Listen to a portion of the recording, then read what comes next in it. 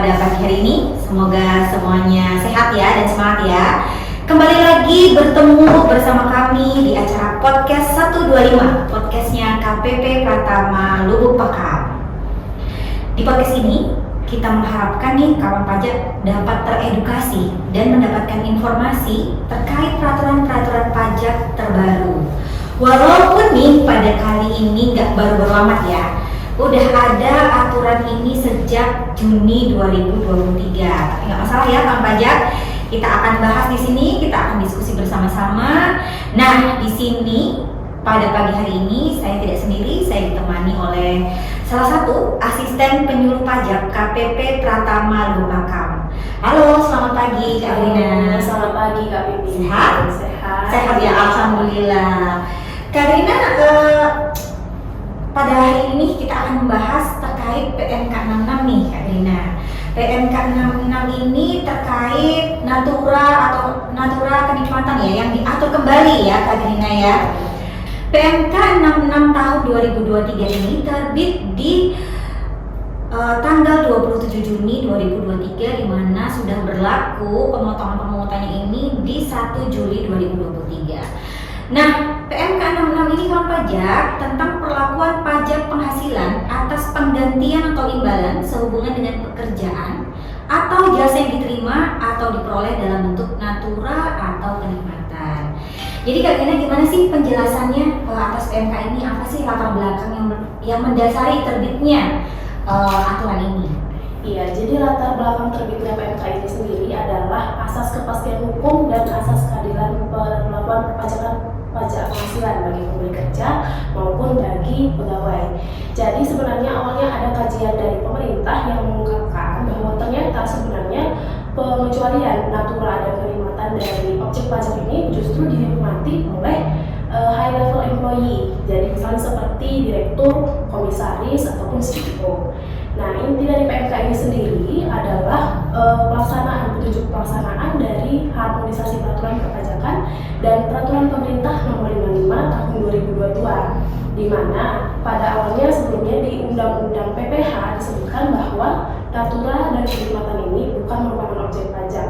Sementara di Undang-Undang HPP diatur kembali bahwa natura dan kenikmatan yang diterima oleh orang pribadi maupun badan sehubungan dengan pekerjaan atau jasanya itu merupakan objek pajak.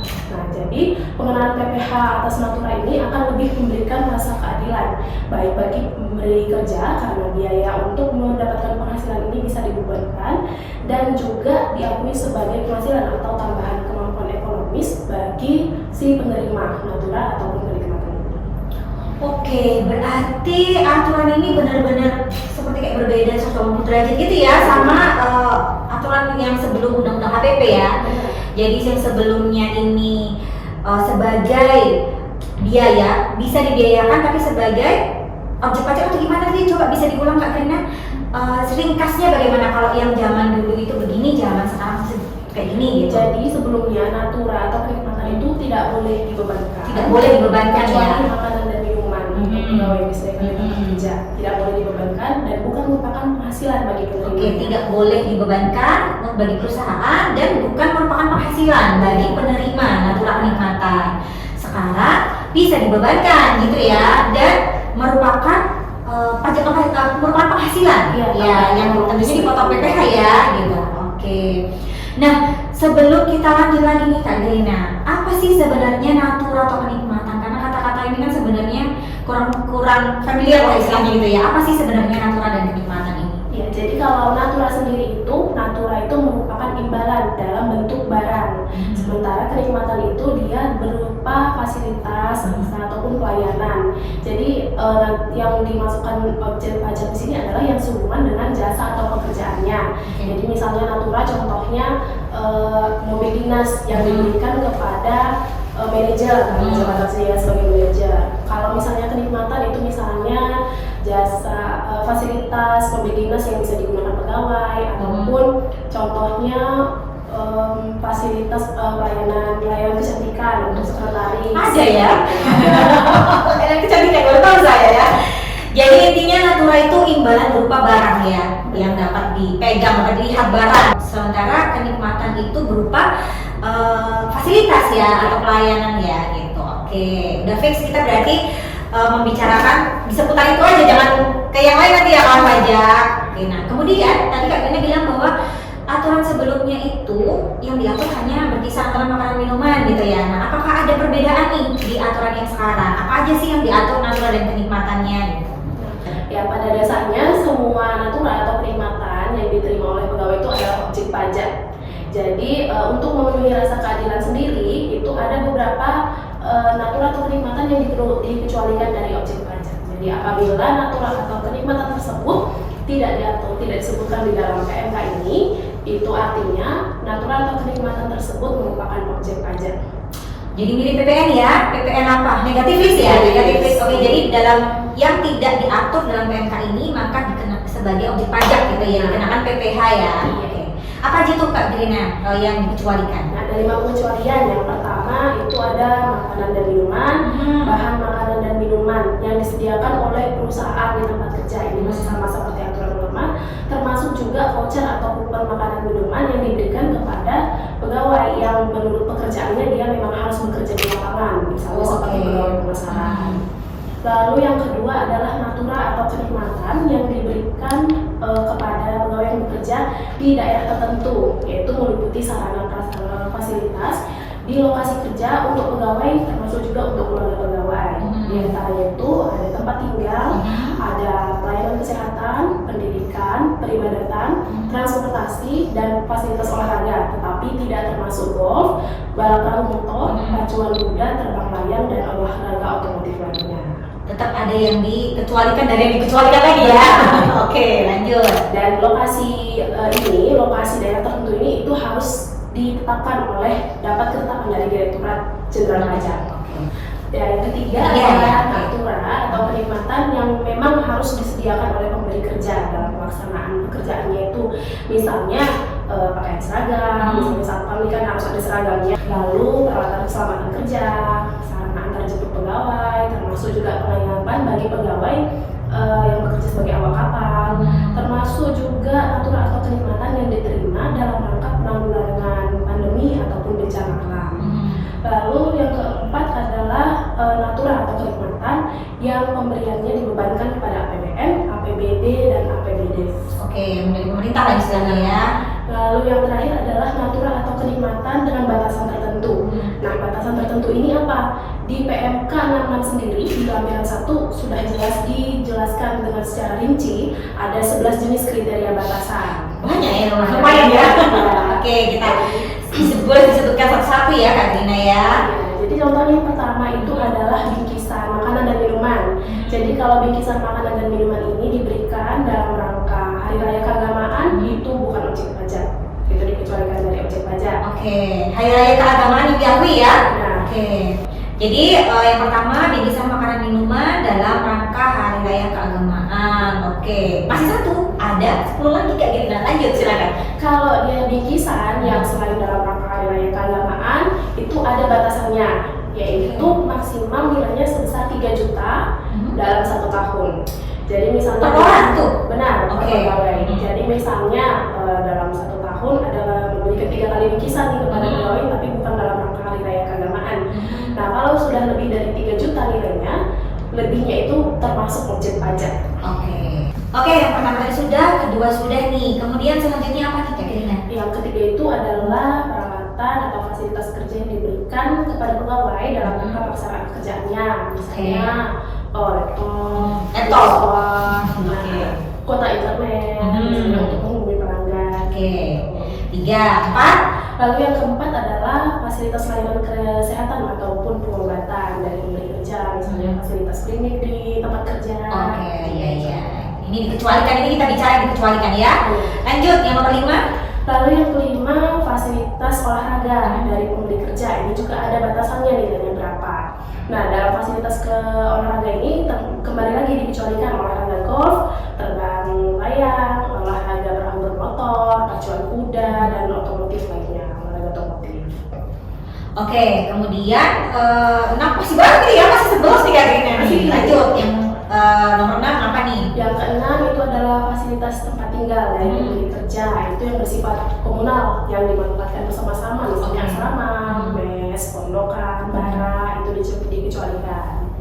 Kemudian Lalu yang ketujuh adalah fasilitas tempat tinggal juga, tetapi yang ini yang dimanfaatkan perseorangan, misalnya seperti rumah tapak tinggal sendiri, apartemen, dengan batasan itu maksimal nilai sewa bulanannya 2 juta per bulan. oh jadi di batasannya itu ya maksimal 2 juta per bulan untuk yang sendiri ya. Jadi tadi ada yang bersama-sama dimanfaatkan secara bersama-sama tempat tinggalnya, dan yang sendiri-sendiri sama-sama dikecualikan dengan batasan-batasan yang sudah diatur di PMK 66 ya.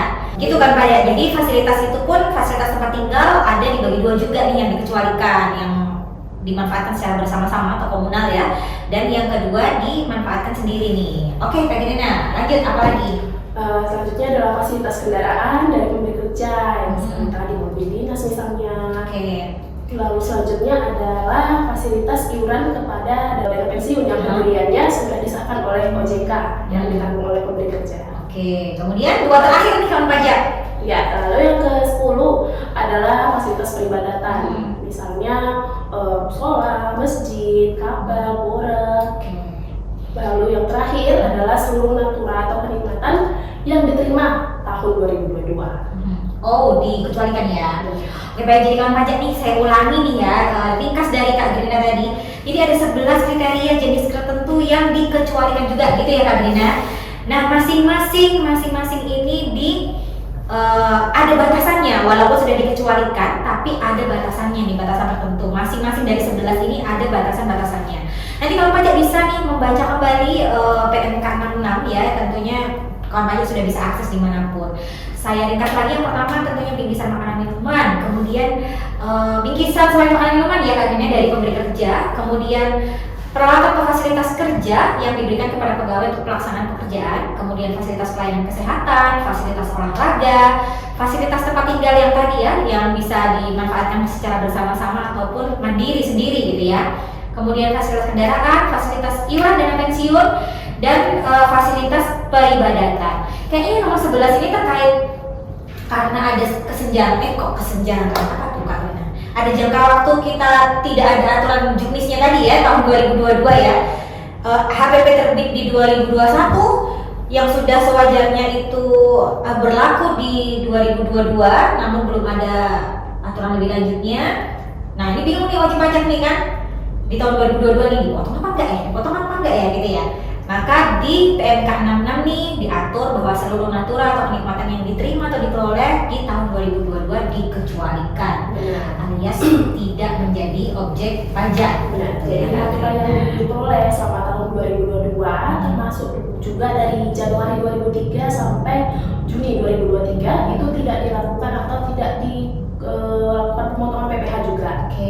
Untuk yang 2022 dikecualikan dari objek PPh, tapi untuk 2023 dari Januari sampai Juni itu si penerima wajib dia melakukan perhitungan dan penyetoran PPh-nya sendiri yang diterima di atas natura tersebut, lalu melaporkannya di dalam SPT tahunannya. SPT tahunan pribadi ya. Oke, jadi dalam penjelasan tadi ada nih sebenarnya nih disebutkan oleh Kak Rina yaitu daerah tertentu ya. Sama nggak daerah tertentu sama daerah terpencil Kak Rina? Jadi kalau daerah tertentu itu sebenarnya adalah mirip dengan daerah terpencil. Mirip ya. Tapi dia secara ekonomis itu sebenarnya mempunyai potensi untuk dikembangkan, tetapi dia kondisinya masih jauh dari sarana prasarana umum, masih sulit dijangkau oleh transportasi umum, mau dari darat, udara maupun dari laut, itu masih sulit aksesnya. Jadi memang udah ada kriterianya ya, daerah mana sih yang disebut daerah tertentu gitu ya. Jadi nggak bisa serta-merta, oh daerah STM tempat tinggal saya itu daerah tertentu gitu, nggak bisa ya Kak Rina ya. Jadi kriteria daerah tertentu ini adalah bila tidak tersedia atau tidak layak 6 dari 11 jenis prasarana ekonomi. Jadi dari 11 jenis itu diantaranya ada listrik, air bersih, terus perumahan, rumah sakit atau poliklinik, sekolah, lalu fasilitas olahraga, tempat ibadah, pasar, lalu ada jalan umum atau jembatan, lalu transportasi umum, angkutan darat, udara, maupun laut, angkutan sungai, sungai, lalu pelabuhan laut, sungai maupun bandara udara. Banyak ya. Tentunya kan pajak nggak bisa langsung inget ya. Tapi ada checklistnya lah istilahnya itu ya. Ada checklistnya. Nah ini apakah boleh nih? Ini saya udah terpenuhi, Bu, udah terpenuhi nih. Udah ada pelabuhan, ada ini, udah daerah tertentu itu bisa nggak kayak gitu? Jadi dengan tidak tersedianya atau tidak layaknya 6 jenis prasarana tersebut bukan berarti langsung dia boleh menjadi daerah tertentu. Jadi harus ditetapkan dulu oleh Direktorat Jenderal Pajak. Caranya bagaimana? Dengan mengajukan ke kantor wilayahnya. Jadi dari kantor wilayah DJP nanti akan melakukan penelitian dan pemeriksaan, dicek apakah layak memang mendapatkan kategori daerah tertentu. Setelah dicek ternyata layak, maka akan dikeluarkan surat keputusan bahwa memang perusahaan ini berada di daerah tertentu dan boleh mendapatkan fasilitas yang tadi di daerah tertentu dengan jangka waktu 5 tahun dan bisa diperpanjang. Oh, berarti ini kan pajak ada jangka waktunya ya? Misalnya surat keterangan daerah tertentu tadi ya, itu ada jangka waktunya 5 tahun dan bisa diperpanjang gitu ya? Oke, setelah kita berbicara terkait apa saja sih batasan dari natura kenikmatan yang dapat dikecualikan dalam PMK 66 ini ya Kak Rina, yang selanjutnya adalah kalau kita kena nih sebagai objek pajak ternyata nggak dikecualikan, kita kan mau hitung PPh-nya nih. Nah, dari mana nilai DPP-nya itu, nilai dasar kita menghitung yang dikenakan tarif PPh itu, dari mana kita menghitungnya gitu? Jadi untuk natura sendiri, natura ini dinilai berdasarkan nilai pasarnya berapa. Sementara untuk kenikmatan itu adalah jumlah biaya yang dikeluarkan atau seharusnya dikeluarkan oleh pemberi natura atau kenikmatan ini. Jadi misalnya kalau mendapatkan natura berupa mobil dinas, itu nilai pasar mobil itu berapa, harga pasarnya berapa. Berarti, saya potong nih Kak Rina. Berarti kalau misalkan kita dapat natura nih, bekas mobil dinas, ex mobil dinas, jadi mobil dinas itu diserahkan kita, ganti kepemilikan kita, ini saya kasih ke kamu gitu ya. Nah itu baru dihitungnya pakai nilai pasar gitu ya. Jadi nilai kembali, mobil dinas itu nilainya berapa, nilai pasarnya berapa, itulah yang menjadi dasar pengenaan pajaknya. Lalu bagaimana kalau kenikmatan Kak Rina? Lalu untuk kenikmatan itu dia kan sebesar biaya yang dikeluarkan atau seharusnya dikeluarkan. Jadi misalnya fasilitas rumah dinas nih, fasilitas rumah dinas itu biaya sewanya berapa, itu yang menjadi nilai dasar untuk kenikmatan. Penerima natura kenikmatan ini kan Kak Rina, itu kan nggak melulu orang pribadi nih, bisa badan nih. Itu gimana sih contohnya yang kayak penerima natura kenikmatan ini badan, dan apakah dipotong PPh-nya, jadi PPh pasal berapa dong gitu? Jadi untuk PPh atas natura dan kenikmatan ini sendiri itu dipotong dengan melihat subjek dan objeknya. Jadi jika subjeknya adalah orang pribadi, dia dipotong dengan PPh pasal 21 sesuai dengan Per 16 tahun 2016. Tetapi jika penerimanya adalah dalam bentuk badan, dia akan dipotong dengan PPh pasal 23 atau PPh lainnya sesuai dengan objeknya. Jadi misalnya bila menerima natura atau kenikmatan dalam bentuk tanah bangunan, diberikan fasilitas tanah bangunan, itu dia akan dipotong PPh pasal 42. Oke. Karena kan kalau kita mendengar selama ini kan kayaknya seolah-olah natura kenikmatan tuh hanya diterima oleh pegawai ya. Berarti atas transaksi jasa juga ada ya, berarti ya transaksi jasa. Jadi bisa PPh 21, bisa PPh pasal 4 2, bisa PPh pasal 23 gitu ya Kak Rina. Oke deh. Oke lanjut. Nah, dari tadi kan kita bicara itu terkait aspek perpajakan bagi penerima natura atau kenikmatan. Bagaimana si pemberi kerja ini dapat membebankan sebagai biaya? Bagaimana gitu? Iya. Jadi kembali lagi ke peraturan yang awal, natura dan kenikmatan itu tidak boleh dibebankan sebagai pemberi kerja. Lalu untuk aturan baru sesuai dengan PMK 66, natura atau kenikmatan itu jadi bisa dibebankan oleh si pemberi kerja dengan syarat pemberian natura atau kenikmatan itu adalah sehubungan dengan adanya pekerjaan ataupun jasa. Ada transaksi dalam perusahaan ini, dan juga dia harus merupakan biaya yang timbul karena ada proses menagih, mendapatkan dan memelihara penghasilan. 3M itu ya. Oke, lanjut. Jadi untuk ketentuan teknis pembebanannya, natura atau kenikmatan yang nilainya dia masa manfaatnya lebih dari 1 tahun itu dia dibebankan melalui metode amortisasi. Ya. Benar. Lalu untuk biaya terhadap natura atau kenikmatan yang dikeluarkan dengan masa manfaat kurang dari 1 tahun itu bisa dibebankan seluruhnya di tahun yang sama. Kemudian pembebanan atas biaya natura dan kenikmatan ini harus dilaporkan pada SPT tahunan PPh-nya. PPh badannya ya. Kemudian kalau pemotongannya kapan nih Kak Grina nih? Pemotongan natura atau kenikmatan tuh kapan gitu? Untuk pembebanan itu boleh berlaku surut sejak tahun 2022. Sementara untuk pemotongan mulai dilakukan per Juli 2023. Untuk PPh-nya itu dipotong di akhir bulan yang sama di saat dimana pemberian natura atau kenikmatan itu terjadi. Oke, jadi Kak Grina, pemberi kerja wajib untuk memotong setiap bulan ya kalau misalkan memang ada natura ya pada bulan tersebut gitu ya, pada bulan tersebut, dan kemudian dibebankan dalam laporan keuangannya untuk dilaporkan dalam SPT tahunan PPh badan gitu ya. Kemudian itu untuk bulan Juli 2023 sampai seterusnya. Untuk Januari sampai Juni 2023 maka untuk penerima ya. Juni ya itu tanggung jawab dari si penerima natura untuk menghitung dan menyetorkan SPT ya. Kemudian dilaporkan dalam SPT tahunan PPh pribadi ya. Baik, saya rasa sudah cukup ya, sudah kita bahas nih tadi apa sih latar belakangnya, kemudian apa aja pengaturan pengecualian ya Kak Grina ya, objek pajak di PMK 66 ini, kemudian bagaimana cara menghitungnya gitu ya, bagaimana cara memotongnya dan melaporkannya, sudah cukup. Nah kemudian ada lagi yang ingin disampaikan Kak Grina?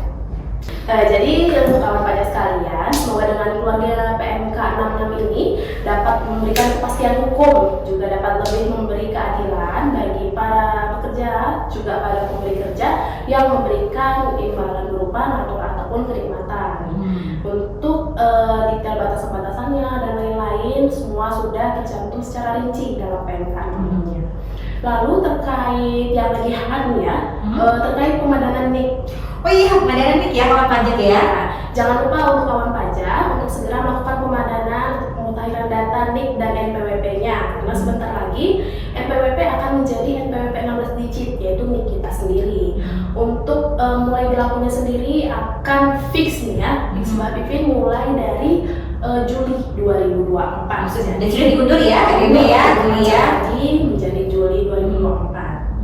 Betul kan pajak. Jadi walaupun nih pemadanan ini sudah diundur nih sampai Juli 2024, tapi segera aja supaya nggak terjadi error-error nih Kak Grina, biasanya kalau mata merah nih ya kan. Oke, jadi sekali lagi apabila kawan pajak ingin melakukan konsultasi ya atau memerlukan penjelasan lebih lanjut nih terkait PMK 66 atau terkait PMK manapun dalam lingkup perpajakan nih Kak Grina, bisa berkonsultasi langsung ya dengan cara datang langsung ke KPP Pratama Lubakam untuk kawan-kawan pajak yang ada di Deli Serdang. Layanan konsultasi online ke Krim Pajak 1.500-200 atau Instagram. Nah, KPP Pratama Lubakam punya Instagram nih @pajak_lubakam. Silakan follow dan nantikan informasi-informasi terbaru perpajakan dari situ. Boleh DM juga loh kawan pajak di situ. Atau melalui WA chat. Jadi Kak Grina nih, setiap KPP nih khususnya di wilayah Sumatera Utara nih itu sudah memiliki WA chat. Jadi kalau pajak udah gampang nih kalau mau tanya-tanya terkait perpajakan atau terkait permohonan nih yang lagi diproses. Di mana chatnya itu di 081161000125. Nanti akan kita tulis ya di bawah. Kemudian satu lagi nih Kak Grina, yang harus selalu kita gaungkan bahwa segala bentuk layanan perpajakan, mau bentuknya konsultasi, mau bentuknya pelayanan ya, tidak dipungut biaya. Seluruh layanan perpajakan tidak dipungut biaya dan gratis ya. Gratis ya. Jadi jangan kasih kesempatan ya Bapak Ibu. Gitu Kak Grina, terima kasih. Saya rasa sudah cukup penjelasannya untuk PMK 66 pada kesempatan podcast kedua, podcast 125 nih ya. Sudah cukup beberapa menit kita menjelaskan dan berdiskusi. Kalau kawan pajak mau ada pertanyaan silahkan disampaikan, khususnya nih di WA chat yang saya sebutkan tadi. Terima kasih kepada Kak Grina ya, makasih ya Kak Grina sudah bersedia berbagi ilmunya.